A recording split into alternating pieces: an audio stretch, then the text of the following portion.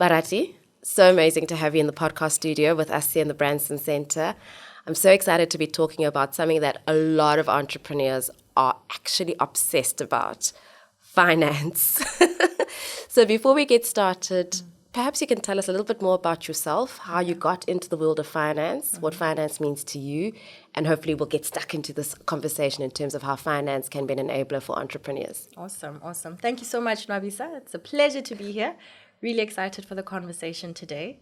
So Barati is a woman from Limpopo. So I'm from Polokwane. And I went to university at UKZN, studied accounting. And how I found myself in finance is I worked within finance in an FMCG company, a multinational. And while I was there, I had the opportunity of being able to link my day-to-day work with the impact on entrepreneurs, with the impact on the greater economy or an economical development, right? And so for me, that moment was so critical because I was at a point in my life where I was going through the motions and I understood I'm very good at this finance thing, but I didn't understand how I could be an active enabler or an active participant in economic development in South Africa and across the continent, which was something that was quite important to me. And so the more and more I got involved in projects, there was a time I was based in Kenya, I was based in Sydney, I was based in the UK, and every single role that I did at that time within that multinational, I was really doing something great, but I just didn't feel that I was fully utilizing what I believe to be my skills. And so I remember my last role in Kenya, and I was also doing work in Ethiopia. That's when everything started to change for me, because that's when I really started to see the connection. And I said to myself, I actually want to be doing this on a day-to-day basis. I want to be an enabler for finance. I want to be an enabler for entrepreneurs to grow across the continent. And what finance means for me, I see finance as a verb. It's a doing word. Exactly, it's doing. It's the act of providing funding, whether for individuals or for enterprises, right? And so that is what I see finance is, and what I see as my role is to be that enabler of providing that and unlocking potential, which I believe the ripple effect will be economic development. I'm so in love with the idea of finance being a doing word. I think for so long we look at finance as being a thing, as something, as opposed to a doing. And so I think before we even go deeper into the finance conversation, is you touched on something around this disconnect between the work you were doing and also then the unfulfilled potential in terms of how much more you could be doing by unlocking, enabling, all those other doing words. And so the question that came to my mind was, what is your purpose? Because actually I think what was happening there was the why piece that was missing. So you were doing the what and the how, but the why. So what's Barati's why? So how do I think the best way to put it, and it was a journey for me, right? It was a journey in discovering what sets my soul on fire. And I know it sounds so cliche, but that's literally what I was looking for. And it led me towards, and it also included climbing Kili with my husband. But eventually what it led me to is there's a Japanese practice, I'm sure you're aware of it, about Ikigai. Exactly. And it's what you love, what the world needs, what you're good at, and what you're able to be paid for. And I found that center is, for me, my purpose, I believe, is reducing the barriers of entry or reducing the barriers of financing to entrepreneurs across the continent, particularly women. I think there was a AFDB study that was done, and it found that across the continent, there's a $42 billion funding gap for female entrepreneurs. Wow. And so for me, it's how do I become an active participant in reducing those barriers for financing and helping unlock the potential of these entrepreneurs. So I think that is my purpose. And that's what I wake up every day very excited to be a part of and very excited to do. And how amazing, because you really are in your Ikigai, because from understanding your why, tell us a little bit more about what you do today. Great. So I am a director at the Tiger Brands Venture Capital Fund. Tiger Brands, being one of Africa's largest food producers, started a venture capital fund in 2021. And what our premise is we're looking for very innovative, high growth, high potential, founder-led businesses across the continent, although we do recognize the majority of our investments will likely be in South Africa. We're looking for entrepreneurs in two categories. So the first being technology companies, so entrepreneurs that are running technology companies that could in some way enable Tiger Brands' growth. Right. So whether it's, I'll give you some examples. So Yes, please. there's an e-commerce company that we're looking at right now that's providing last mile distribution into the township economy. So that is an enabler for Tiger Brands' growth, because it's definitely a market that we want to see more growth in. I think Tiger Brands is really brilliant in terms of modern and formal trade. And so how do we gain more penetration and service the consumer needs and understand the consumer needs in the township economy, which is a really great opportunity. Absolutely. So that's an e-commerce example. Exciting. The other category is consumer products. So companies that are producing consumer products within health and nutrition, within what we call snackification. I love that word. Thank you. So it's your snacks and your treats, right? And then value or economical food options. And all of this, so both the technology side as well as the consumer product side, is informed by research we've done about long-term consumer trends. And the reason why I'm being very specific about long-term consumer trends, because those are the trends that usually result in new product categories. Absolutely. So plant-based products, that was the first investment that we've done in Herbivore Earth Foods. And so that is something that started as a trend. It started very niche, started as mainly for vegans or vegetarians, and is now slowly becoming a lot more accessible for a wider range of consumers. And I think that the industry has come a long way. The taste of products has come a very long way. Accessibility is increasing, and what we're working on is affordability. Yes. Because eventually that would be the last barrier left to make it a little bit more mass market and stop being just a niche part of the segment.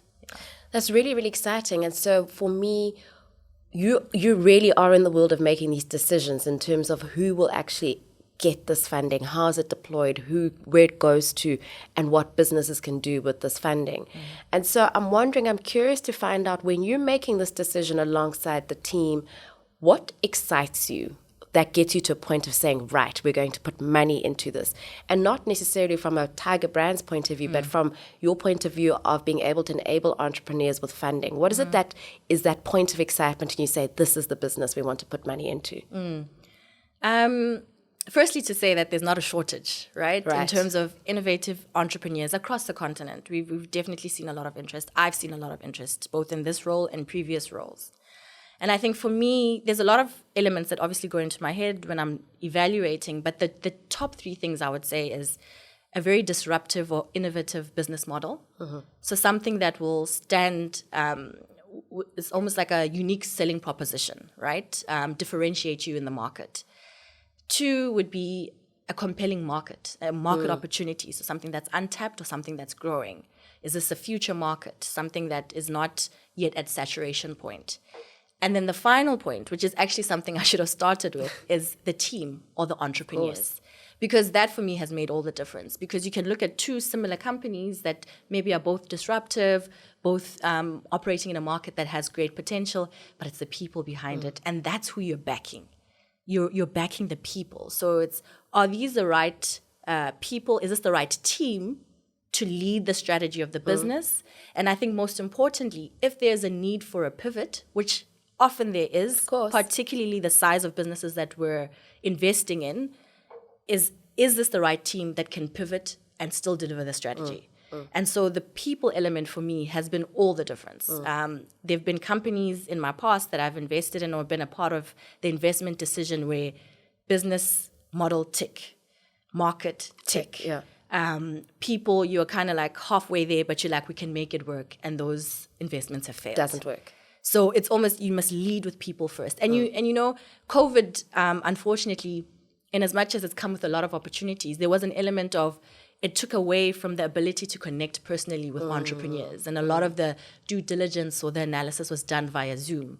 And it's very difficult you can talk, you can kind of get a sense, but until you meet someone, you can't really get their essence, because it's those little things that happen in between the rehearsed conversations, in between the rehearsed pitches. That's when you really pick up on the character of the entrepreneurs or the character of the founders that you're backing. And that for me is really the differentiator. What is the passion behind them? What is the reason that they started the business? I found that businesses that have founders that start with a problem, as a societal problem, and trying to solve that problem, as opposed to only being driven by money, have been the most successful. And not to say that those who find solutions to problems are not looking. Money can be one of the elements. Sit next to each other. Exactly, but it cannot be your only driver, because then you've got a little bit more of a. You approach problems, you approach the strategy of the business, you approach how you're going to grow the business in a very different way that is perhaps sometimes a little less sustainable. Then what is the role of purpose? So when you're talking about these people-led decisions that you make, and in fact, I think it's important that you left people for last, because that's the most important thing that we really needed to sort of emphasize the point. And so I'm cool with that, because it takes us into this conversation of, I'm an entrepreneur who's looking to approach an investor, and I've got my business strategy right. I'm quite confident about my understanding of the market. I'm also a purpose-led entrepreneur who's actually got to the lucky place of being able to articulate my purpose. But now I'm nervous. Is purpose something that I bring into an investor conversation? I think so. I definitely think so. And if there's an investor who doesn't like that, then that's just not the right investor for you. Because you need to start with the why. So you need to start, this is the reason why I started this company. If I go back to our first investment as a Tiger Brands VC fund, what really stood out for us in terms of the entrepreneurs is they started with the passion and the desire to disrupt the food system, which we all know in its current form globally, not just in South Africa, is unsustainable. And they started with that problem and wanting to solve that. And so in everything that they do, they're a plant-based company, and they're trying to make plant-based food a lot more affordable for all citizens across South Africa, across the continent, globally.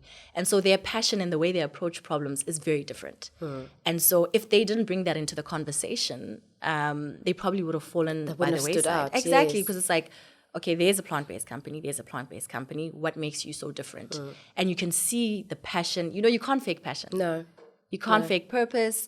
It comes across as you articulate why it is that you're doing what you're doing. So I say to entrepreneurs, bring it out. And if there's an investor that is not aligning with you or is not understanding, then perhaps that's not the right investor for you. Because there's also an element of entrepreneurs need to be very mindful of who it is that they partner with. Exactly. And so in as much as investors are assessing you, you must also assess the investors. Because it's okay to do that, It's definitely okay, especially if it's going to be a long-term relationship like an equity investor. So it's an investor who invests and in return they're expecting shareholding in your company. That's a bit of a longer term, maybe 5, sometimes 7, sometimes up to 10 years of working with someone. So it's a partnership that you need to be comfortable as an entrepreneur that you can work with this person, you can leverage their strengths, they can also learn from you in the long term. And it's almost like this was perfectly scripted, because I was thinking about, I think a lot of entrepreneurs who are listening are going, great, okay, I understand that I can bring my purpose in. I understand that finance is a doing word. I understand that, an investor is a partner. So I must think very carefully. But hang on, what investment options are out there? What financing options are out there for me as an entrepreneur? And how do I make sure that I may be going for the right one? Because I think immediately when we think investor, I think, well, in my world, I immediately think debt equity. So I'm going to borrow some money from someone and then give over a piece of my business. But maybe that's not the only option. So what are a few options that exist for entrepreneurs when they're thinking about financing? And that's such an important question. And the reason is exactly to what you're saying. Entrepreneurs need to be very aware and very deliberate in the type of funding that they're seeking. So there are various ways. So A lot of entrepreneurs, unfortunately, don't have the personal resources to fund their own business, or if they do, only up until a certain point. There's also in the industry what's called love money, and that's money from family, friends. Oh, love money. And so that's money from family, friends that have the resources to maybe help you, particularly in the early stages. But if you don't have those avenues, and a lot of entrepreneurs across the continent, in South Africa in particular, don't have that, you can also approach angel investors. So angel investors are typically wealthy individuals who have their own personal resources and invest in a personal capacity into your business idea or into your business. And then coming out of the angel investing community or network, there's also venture capital. So venture capital is usually your early stage. Various venture capital funds fund at various stages. Typically, they're more tech-focused, but it's not the only focus for a lot of venture capital funds, whether they are independent funds or they're within a corporate like ourselves. There's also private equity funding, but that's at a much later stage in the journey. There's also bank financing. There are incubators who provide funding while they're incubating you for a certain period. So you just need to do some research on that in terms of which is the right incubator or accelerator for you. There are also government grants that are available. So entrepreneurs need to really be aware of the ecosystem and the landscape within which they operate and which government grants are available for different business ideas. And then there's also, finally, the option of bank loans. But unfortunately, in terms of how that's structured, it doesn't usually work, particularly for early stage. Yeah, it's not very flexible, is it? It's not very flexible, and it requires a lot of security that entrepreneurs might not necessarily have. So I think, for me, the best advice that I can give to entrepreneurs is do your research. So if you are at a stage where you're ready to approach venture capital funds, do your research on the type of entrepreneurs they're looking for, what their focus is. So don't just do a blanket, this is my standard pitch and I'm going to send it to 5 venture capital funds. So understand Nwabisa's venture capital fund is looking for entrepreneurs within this segment that want that follow this type of criteria, etc. So do your research so that your approach is tailored. Yeah. So I've seen a lot of investment decks that I look at and I'm like, oh, okay, it's not really speaking to me. I bet you sent this to a lot of venture capital funds. So I can see that you're not really targeting. Speak the investor's language. Understand. Ask questions. If you're not clear from their website, if you're able to get a meeting with them, ask what they're looking for so that you can tailor your pitch to exactly that. Well, investors are people. So exactly, get to know your people. Exactly. I think this has been really, really useful and very helpful. And so to wrap up this conversation, I'm going to go into the quickfire questions, which is just whatever comes to mind. And so if you can complete the sentence, a business without financing is? A business without financing is